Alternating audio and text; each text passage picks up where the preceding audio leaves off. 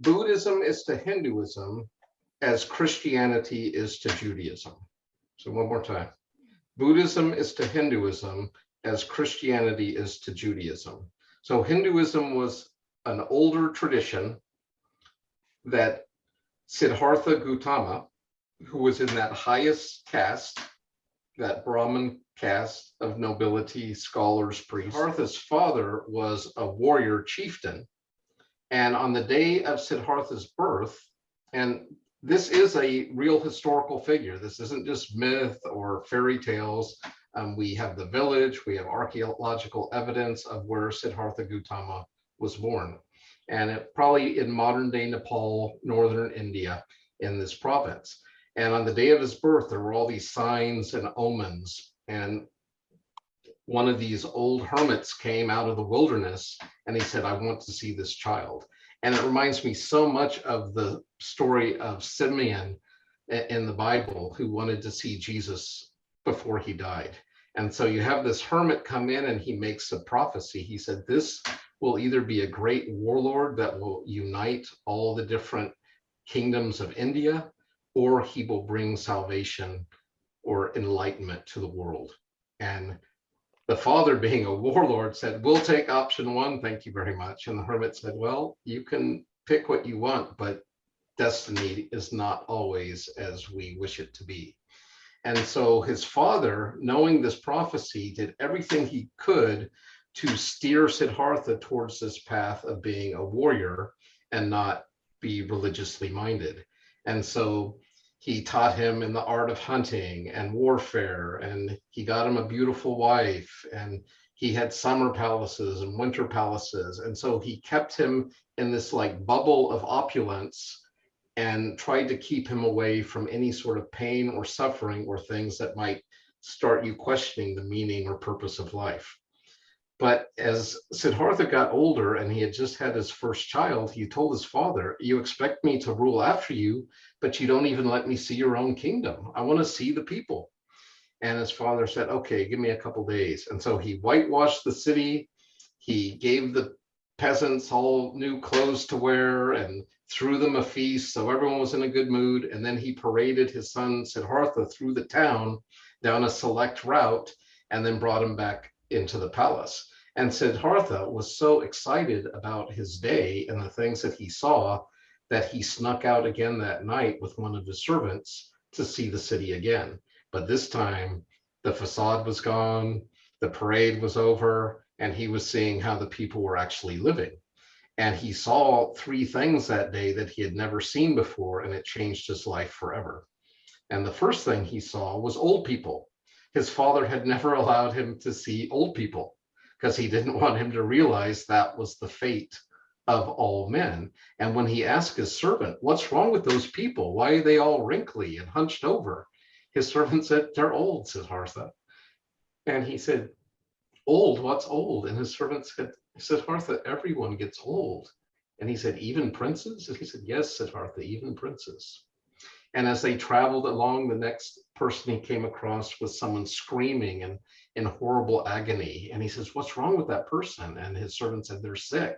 They have a horrible disease. Siddhartha's father never allowed him to be around sick people or see any illness or suffering. And Siddhartha was like, what do you mean disease or sickness? And his servant said, Siddhartha, everyone gets sick at least one time in this life. And he said, even princes? He said, yes, Siddhartha, even princes. And then the next person he encountered was a dead body down by the Ganges. And in that time in India, even to this day, they would often burn the dead and then throw the ashes into the river. And his servant said, this happens to all men. When we die, we become stiff like wood and we have to be burned, and then our ashes are thrown into the river and the cycle starts all over again. And the last person Siddhartha met that day was a sadhu.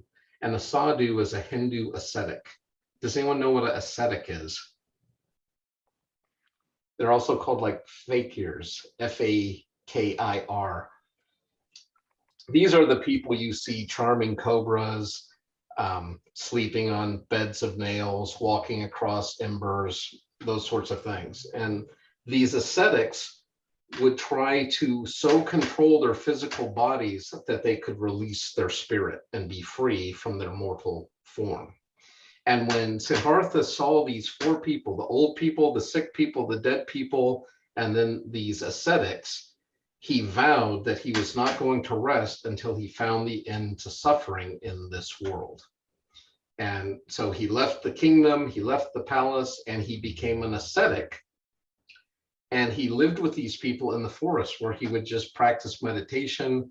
He would basically sit like a stone in the rain, in the cold. He would live off of bird droppings and raindrops and not a healthy diet. And one day, while he was in this extreme asceticism, he heard this sitar teacher teaching one of his students. And he told the student, he said, and a sitar is like a guitar, but 12 string. And he told the student, if you tighten the string too tight, it will snap. But if it's too loose, it will not play. And Siddhartha had one of these aha moments. And this is what's called the middle way in Buddhism. And the idea is to avoid extremes. If you're so ascetical that you're going to kill your own body from malnutrition, your string is too tight. But if you have no discipline, no self-control, then it's going to be so loose that you won't make any progress. So he told his followers, we need to follow this middle path. But just like I showed you that picture of the Hindu sage, and he saw the picture of God within him, Siddhartha did the same sort of thing.